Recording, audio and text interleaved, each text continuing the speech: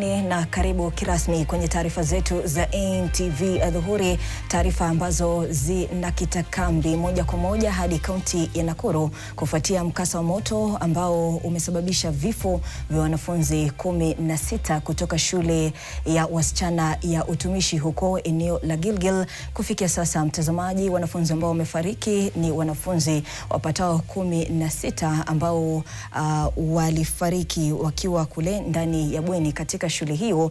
Moto ambao unasemekana ulianza mwendo wa saa 6, saa 7 hivi kulingana na kauli ya shirika la Msalaba Mwekundu. Hata hivyo, walisema kwamba walipata kuitwa mwendo wa saa 9, saa 10 na ndio wakaanza kujaribu kuokoa wale ambao walikuwa wamepata majeraha katika shule ile ya wasichana ya utumishi.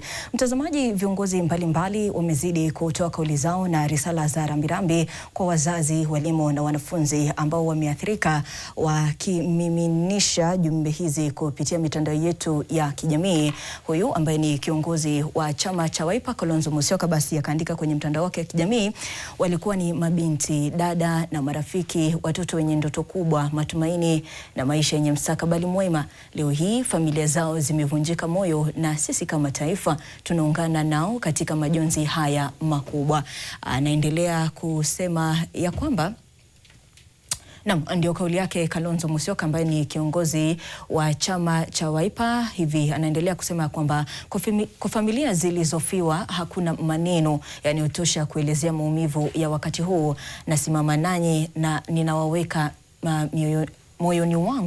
moyoni wangu niwe radhi ninawaombea. Basi ndio kauli yake, mtazamaji, kiongozi wa chama cha Wiper Kalonzo Musyoka. Hali kadhalika anazidi kusema kwamba kwa wanafunzi waliojeruhiwa, na muomba Mwenyezi Mungu awajalie uponyaji wa haraka na kamili, na muweze kuhisi upendo na faraja ya taifa zima linalosimama nanyi katika kipindi hiki cha kupona. Aidha, mtazamaji, naye waziri wa usalama Kipchumba Murkomen ambaye tayari amejifikisha na anakita kambi katika shule hiyo ya wasichana ya utumishi, naye anasema ya kwamba tuliwasili katika shule ya utumishi Girls Senior School Gilgil kutoa pole kwa familia zilizopoteza wapendo wao pamoja na jamii ya shule kufuatia janga la moto lililotokea katika bweni usiku wa kuamkia leo. Isitoshe, anazidi kusema ya kwamba tunatoa rambirambi za dhati kwa familia za wanafunzi waliopoteza maisha katika tukio hili la kusikitisha, na tunawatakia majeruhi wote uponyaji wa haraka. Ndio kauli yake waziri wa usalama na mambo ya ndani Kipchumba Murkomen. Anazidi kusema ya kwamba tutatoa taarifa kamili kuhusu mkasa huu katika muda ufao baada ya kupata taarifa zaidi kuhusu kilichotokea. Basi mtazamaji, waziri Kipchumba Murkomen alikuwa ni miongoni mwa wale viongozi ambao walijifikisha katika eneo hili la mkasa wa moto huko Gilgil. Hali kadhalika pia naye kinara wa chama cha DCP ambaye pia alikuwa naye Bryce Rigathi Gachagua, naye anasema hivi: natoa pole zangu za dhati kwa wazazi na familia zilizopoteza mabinti wao waliokuwa na ndoto na matumaini makubwa kwa taifa letu. Tafadhali pokeeni rambirambi zangu za dhati pamoja na maombi yangu katika kipindi hiki kigumu cha majonzi. Anaandika pale kwenye mitandao yake ya kijamii, huku akiomboleza na familia zilizoathirika. Anazidi kusema ya kuwa janga hili ni tukio la kusikitisha ambalo halikupaswa kutokea katika Kenya ya sasa.